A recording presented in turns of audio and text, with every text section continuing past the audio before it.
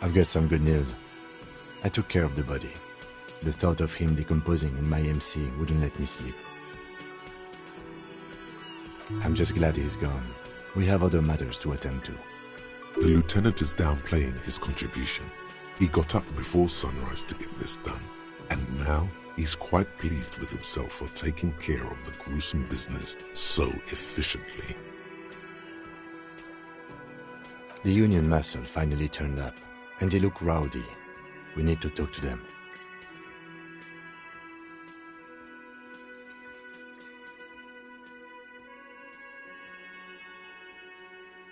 I mean ungovernable. Martinez isn't exactly enthusiastic about the RCM being here. They prefer to be policed by the Union. These men here. Men who drink beer for breakfast? There's talk of an armed wing of the Union called the Hardy Boys, who are responsible for state policing. I think it's them. I completely forgot. Sorry, I had a rough night's sleep. It's them by the looks of it. Loud and nasty, just like the manager said.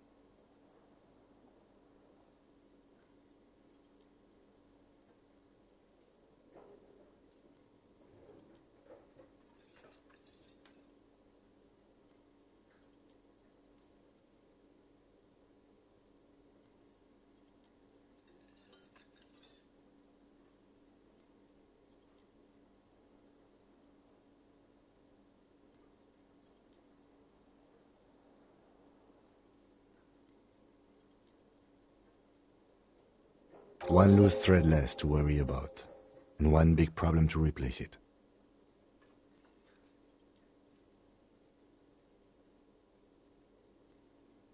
Everything points to the dock workers' union.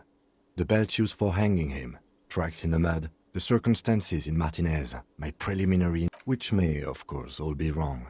But we still need to talk to them, and it won't be easy.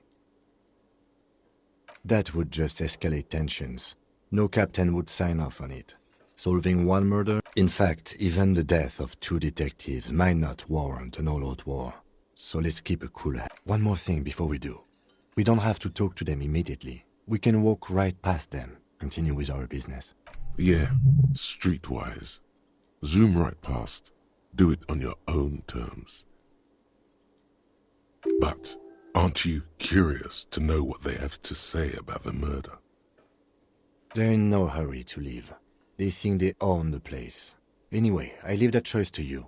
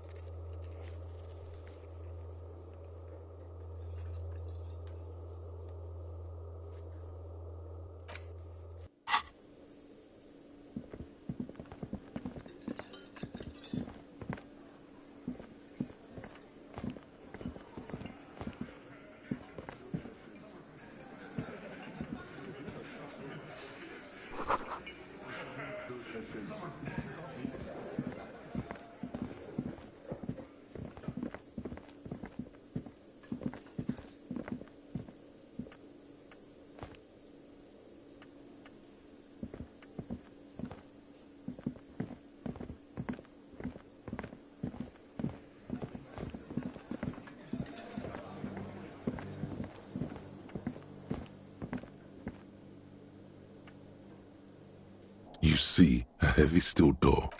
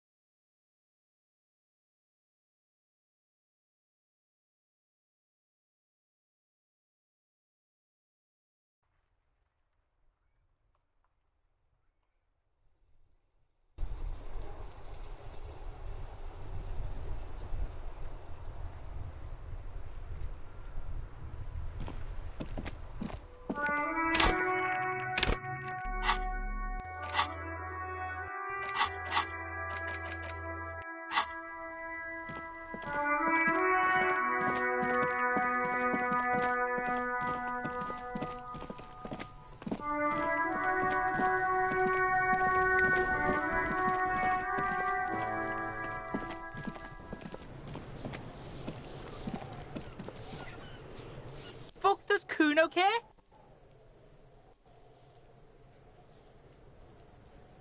The fuck do you want with it? Oh, that? Kuno decapitates pigs. That's just a Kuno demo tape. Too brutal for you, huh? Kuno fuck your tongue off.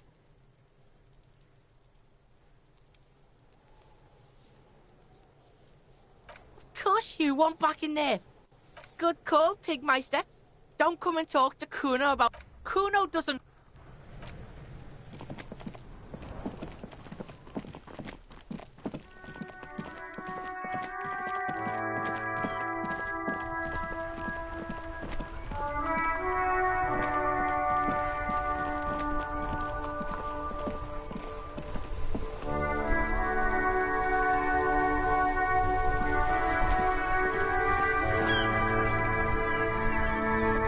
Have you no shame? Whining about your back every time you bring out the measuring tape. René, you're a man with a fork in a world of soup. Please, let's just try to enjoy the game, all right? I'm trying to, but you keep breaking my concentration.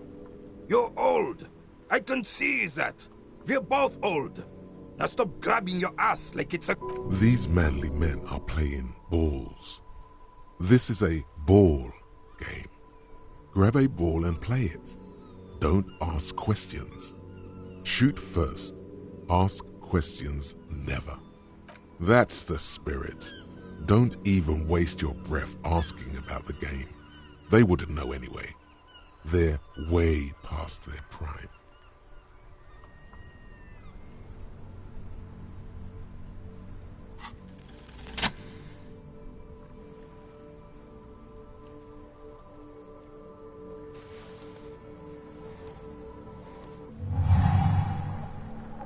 You are immediately surprised by the ball's lack of weight. No matter, you'll make it work. A chilly breeze ruffles your hair as you stand there, feet firmly planted. All sounds, smells, even the wind, everything fades until the only thing left is the union of man and ball. The cold metal ball is surprisingly smooth against your neck. It has a pattern on it. Probably a sponsored ball. Yours would only be covered with bump. Already your muscles are adjusting to the weight, the nervous system calibrating, until you and the ball have merged into a single, an embodiment of pure motion, a fine-tuned locomotor running at maximum efficiency.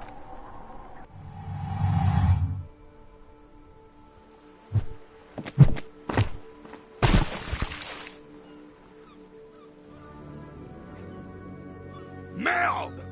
Bordel de merde! A whorehouse of shit? It wasn't whorehouse of shit. The shot was at least 23 meters, probably 24, and then some. Nothing. What the hell is your problem?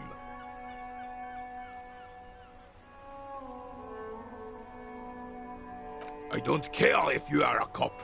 You do not just ruin someone's game. It's so goddamn disrespectful. You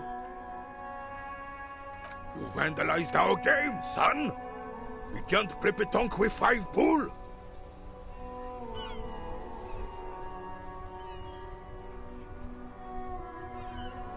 No, you don't. Our pétanque game is ruined. We want our pool. Take it easy, René. This is just a misunderstanding, isn't it, officer? No harm done. Of course there's harm done, you orange slug. You owe us a goddamn pool.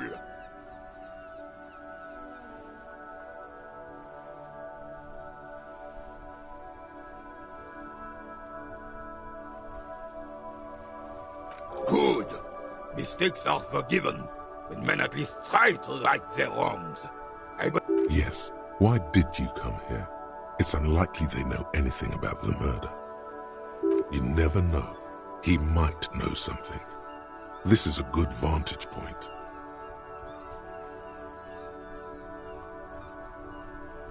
Unfortunately, I don't.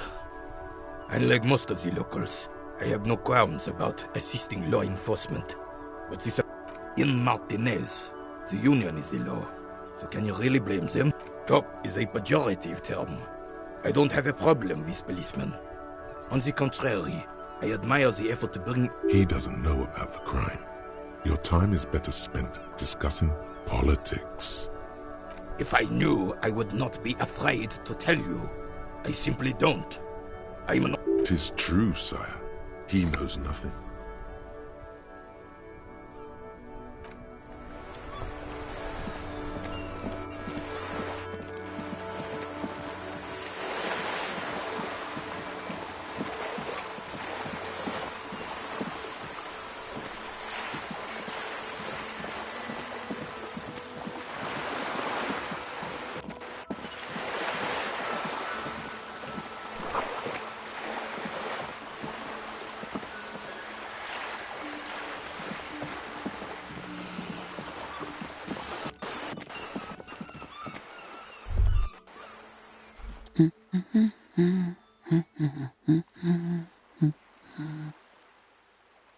Hello? Me? No one. I'm just a working class woman. If she's such a working class woman, why isn't she working? Looking for something to read.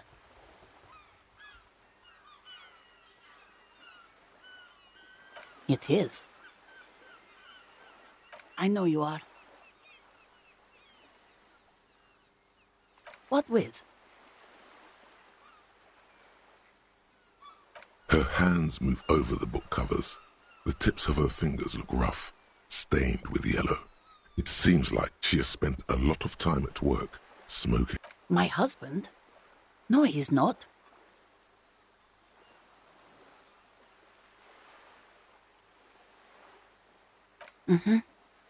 You're welcome. The woman before you nods and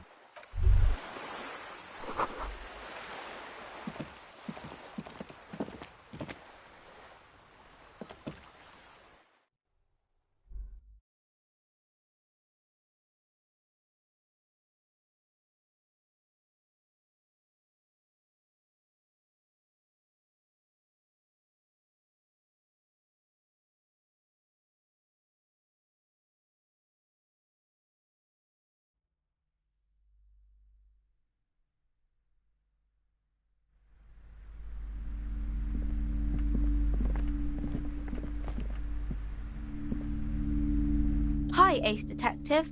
Are you here?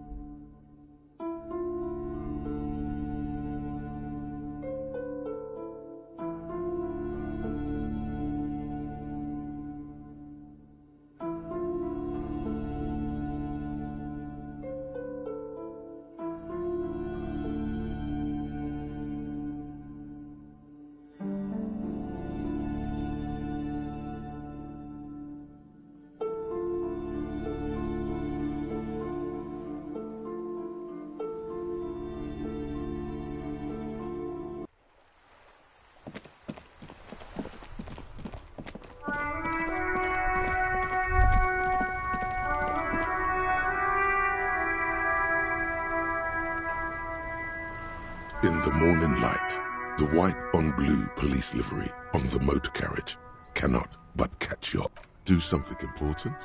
Something murder-related?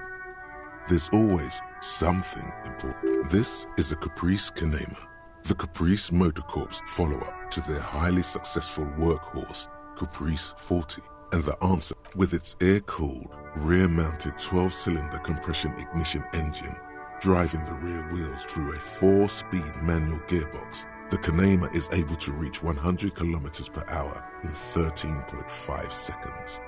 Even at a standstill, the unibody Caprice Canema looks sleek and dynamic. Someone has waxed it recently.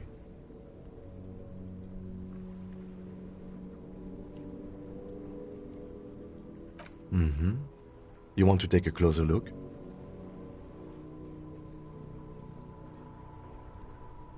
Yes, an extraordinary machine. It's nice and all, but why so modest? Put some zing into it. Helium headlights would improve the range and quality of the visual field a lot. Actually, I have a pair at home. Just haven't gotten around to fitting them yet. I need to lay some wiring for the ballast first. Maybe. Yes, definitely. And means no.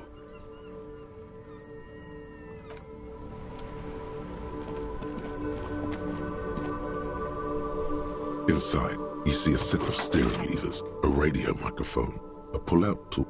This is Precinct 57. How may I assist you? Yes. The armor was produced by Fairweather in their facilities in Bétancourt, sur la Clé in 42. It was part of a special order for Corps de Pharmacie, a security firm contracted to protect the interests of Oranese pharmaceutical companies in the Seminine conflict. So, it seems the armor went to Seminine. That's where the paper trail ends, though. Even the firm has proven difficult to track. Corps de Pharmacie has been renamed several times over in the years since the armor. The most recently registered firm that the ICP has been able to connect to the CDP is a military contractor called Crenel, and the one before it was Downwell. I think they might be the same contractor.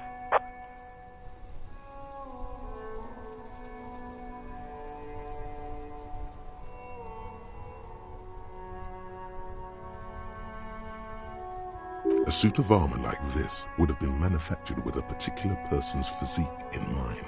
You should ask for whom this suit was fitted.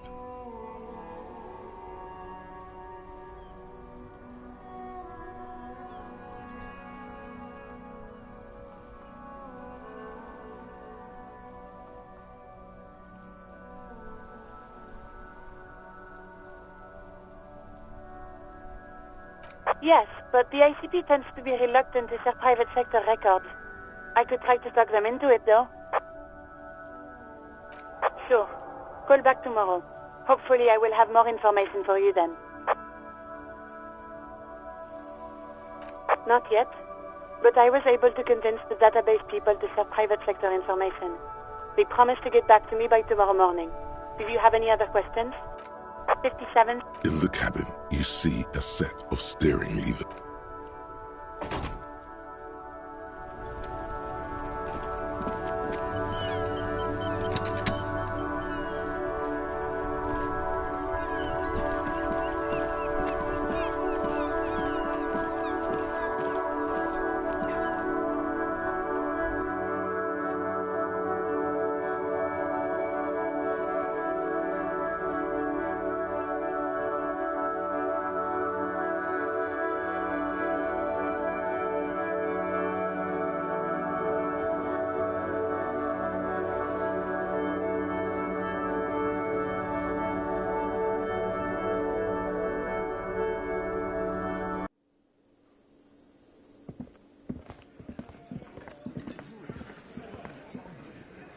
Let me handle this.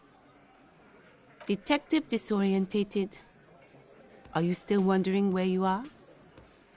This is Martinez. Her entire character has shifted. This young woman is cold as ice.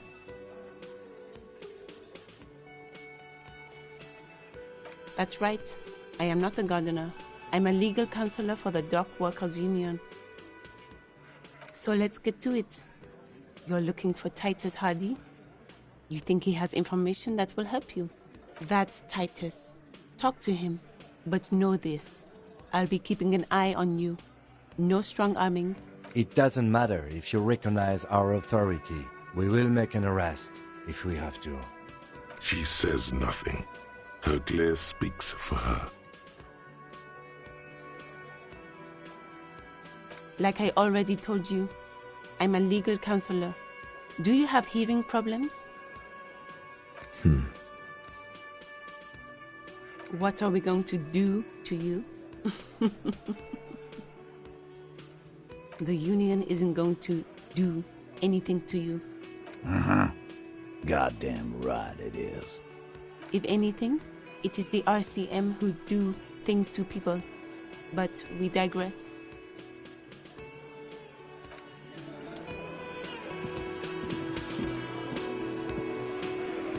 is where you say your bit.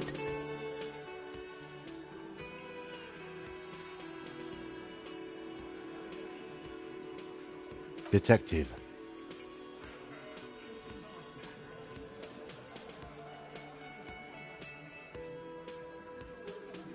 Hey, dipshit. You hard of hearing or something? The boss man's talking to you. Do not let their squeals disturb your serenity. These are but simple peasants, sire.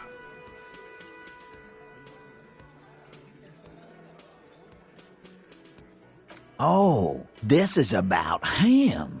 A real looker, that won't. You sure took your time, huh? Waited for him to get real ripe and pretty for you. Oh, he was a real pretty boy. Hanging up there, letting out that pretty boy smell. I can't for the life of me understand why you did it.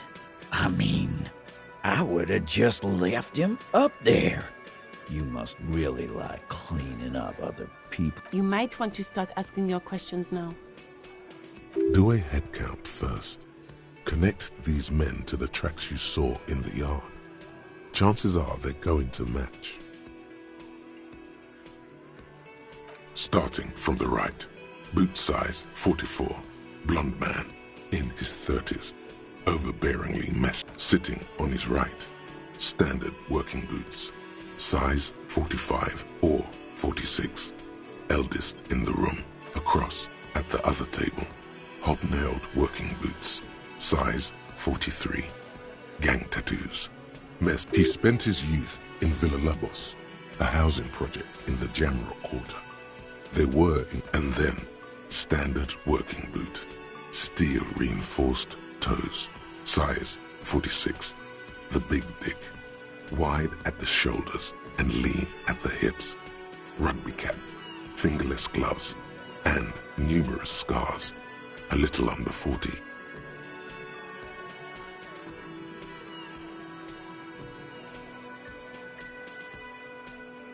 The emblem on his vest says Rowing Club.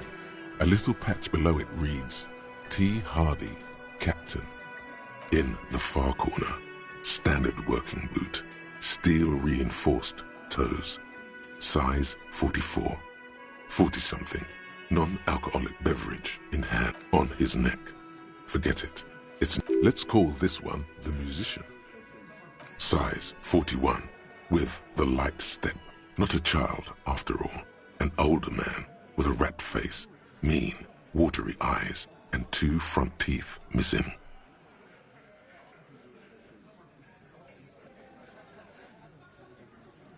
In the middle, heaving and wheezing, big guy, boot size 46, deep marks, probably carried the victim over. He, alone, is one. In conclusion, these 7 are the actors on the crime scene. The footprints were theirs, but there's a discrepancy. Exactly. You've stood there for about 4 seconds, not saying anything. Hit them with questions. Where's the 8th Hardy? The fuck is with you, fella?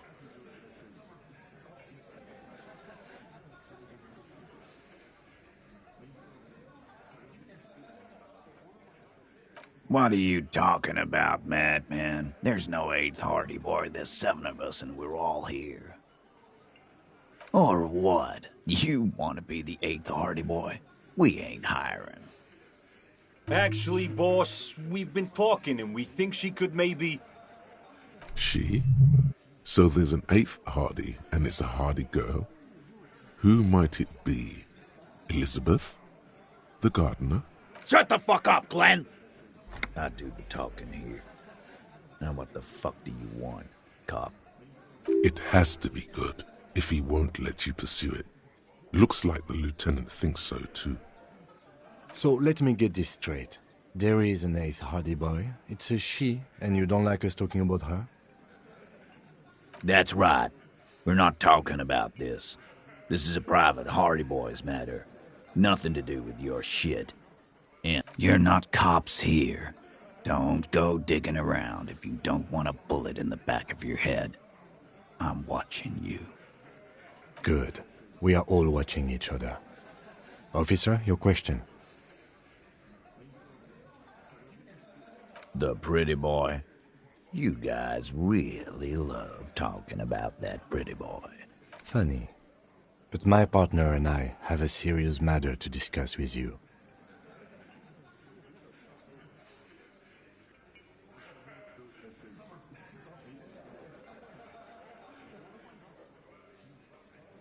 You mean these boots?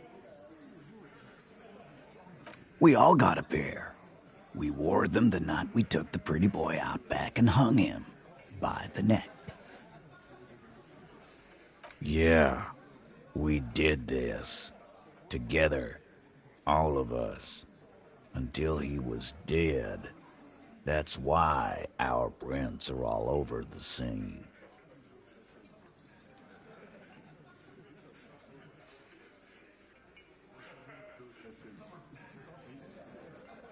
Goddamn right. No. These 7 honest men have equally come forth. They told you what happened so that you don't waste any more of your time.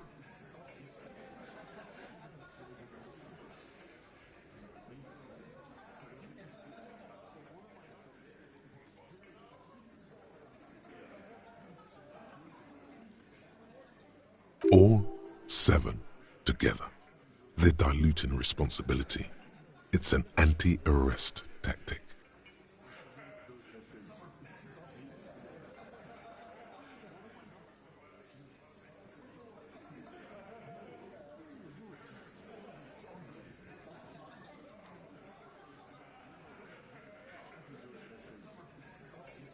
You don't have to answer any of his questions.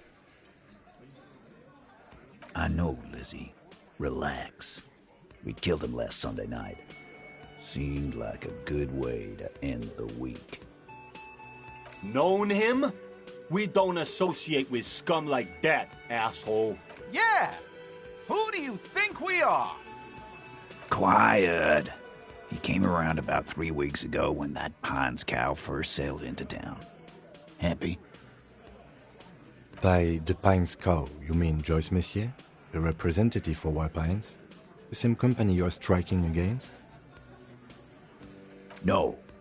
I mean the Pines cow. The stupid-ass cow they sent in to fuck us over. But why don't you ask her about the pretty boy? I'm sure she has interesting things to say when you ask her hard enough. That's enough insinuation for today, Titus. Officer, your interview is drawing to an end. Don't waste your last questions.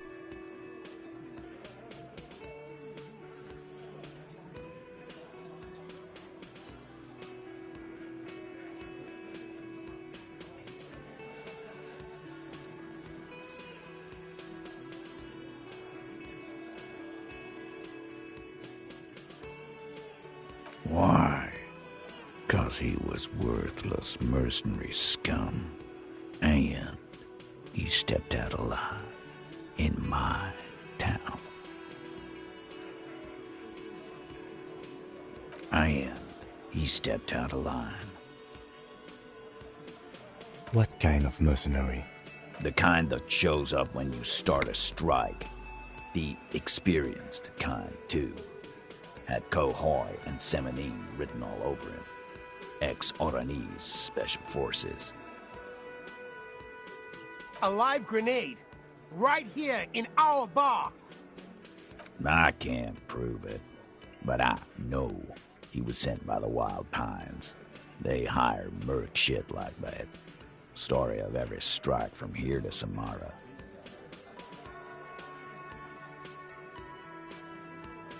Cause one night, he walked straight up to the mic and said, "I'm Oranese goddamn Special Forces, and I'm gonna fuck you all!"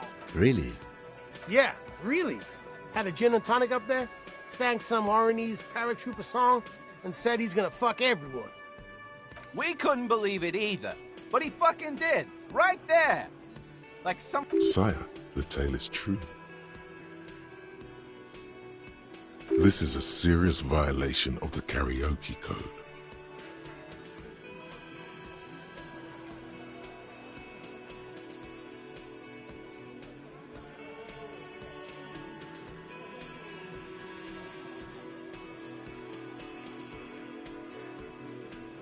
Wrong. He harassed women, raped one, harassed workers, threatened to kill some as a warning. From rape to harassment to threats of violence. Why the strange de-escalation?